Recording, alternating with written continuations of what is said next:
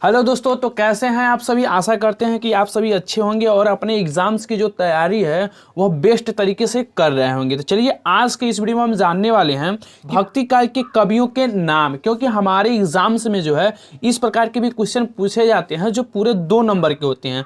पूछा क्या जाता है कि भक्ति काल के कवियों के नाम लिखिए, या पूछ देगा कि भक्ति काल के 2 कवियों का नाम लिख दीजिए, या इसी में इस प्रकार से भी प्रश्न पूछ सकता है कि भक्ति काल के 2 कवियों के नाम और उनकी रचनाएं लिखिए। तो ऐसे क्वेश्चन का जो आप जवाब देंगे वो कुछ इस प्रकार से दीजिएगा जिस प्रकार से हम आपको बताएंगे। अगर आप हमारे चैनल पर नए हैं तो चैनल को सब्सक्राइब जरूर करें।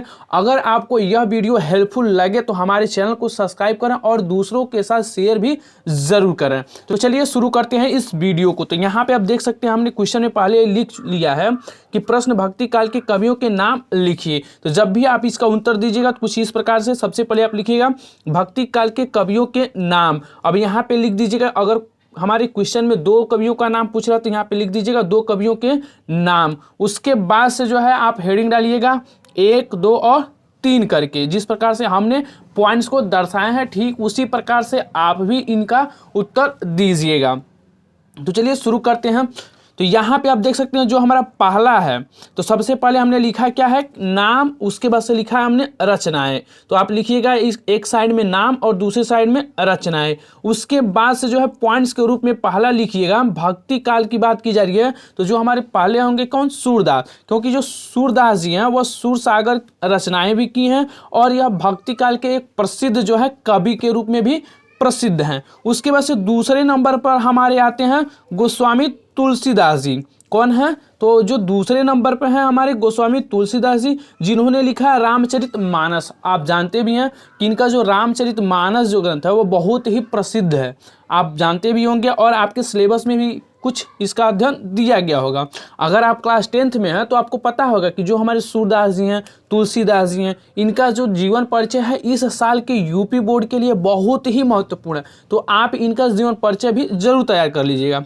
उसके बाद से तीसरे नंबर पर हैं हमारे बिहारी जी। कौन है, बिहारी जी, जिनकी रचनाएं हैं बिहारी सतसई। उसके बाद से देखिए जो चौथे नंबर पर है हमारे कबीरदास जी, जिनकी रचनाएं है बीजक। तो आपको पता होगा कि ये जो कवि हैं इनसे रिलेटेड जो है प्रश्न यूपी बोर्ड एग्जाम में हमारे पूछे भी जाते हैं। तो इसलिए हमने ऐसे कवियों का नाम लिखा है जो हमारे बोर्ड एग्जाम की दृष्टि से महत्वपूर्ण हैं। और यहाँ पे आप देख भी सकते हैं कि जो हमारे सूरदास जी हैं, तुलसीदास जी हैं, बिहारी जी हैं और कबीरदास जी, ये बहुत ही प्रसिद्धि वाले कवि हैं और इनकी रचनाओं को भी आपको पता ही होगा। इसीलिए हमने ऐसे कवियों का चयन किया है कि जो आपको आसानी से याद भी हो जाए और आपके सिलेबस के अकॉर्डिंग ही रहे।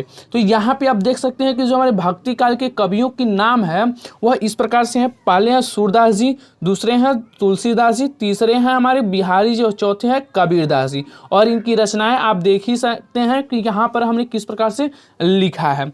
अब जानिए कि अगर हम भक्ति काल के कवियों को एक ट्रिक के माध्यम से याद करना चाहें तो बहुत ही अच्छा ट्रिक है, आपको बहुत ही आसानी से याद भी हो जाएगा। तो यहाँ पे आपने जो है इन कवियों का नाम और इनकी रचनाओं को आपने देख लिया है। अब जानिए ट्रिक कि कैसे याद करेंगे कि जो भक्ति काल के कवि हैं उनका ट्रिक क्या होगा।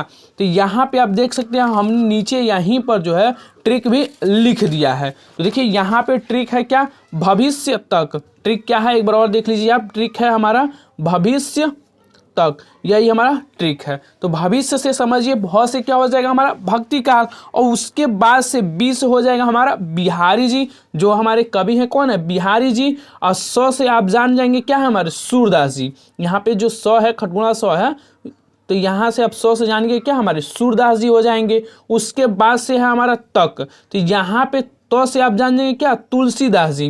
कौन है, गोस्वामी तुलसीदास जी, जिनकी रचनाएं है क्या रामचरितमानस। तो देखिए बहुत से हो जाएगा हमारा भक्ति काल, 20 से हो जाएगा बिहारी, 100 से हो जाएगा हमारा सूरदास और तो से हो जाएगा हमारा तुलसीदास। अब यहाँ से क है तो क का मतलब क्या हो जाए कबीर दास, तो कबीर दास जी का क्या है बीजक। तो तो इस प्रकार से आप ट्रिक के माध्यम से जो हमारे भक्ति काल के कवि हैं इनके नाम को आप बहुत ही सरल और आसान शब्दों में जो है याद कर लेंगे। तो वह ट्रिक क्या है जल्दी से कमेंट करके हमें बताइए। अगर आपको यह ट्रिक अच्छा लगे तो अपने दोस्तों के साथ भी शेयर ज़रूर करें, जिससे कि उन्हें भी याद करने में आसानी हो जाए।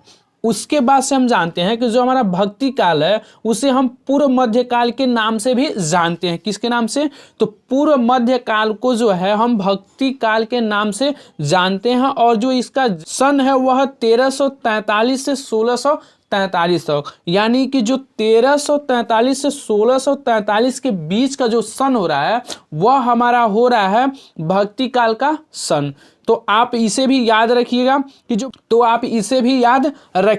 भक्ति काल का जो समय अवधि वो कितना है, तो 1343 से लेकर के 1643 तक, क्योंकि ऐसे प्रश्न भी आपके एग्जाम्स में पूछे जाते हैं।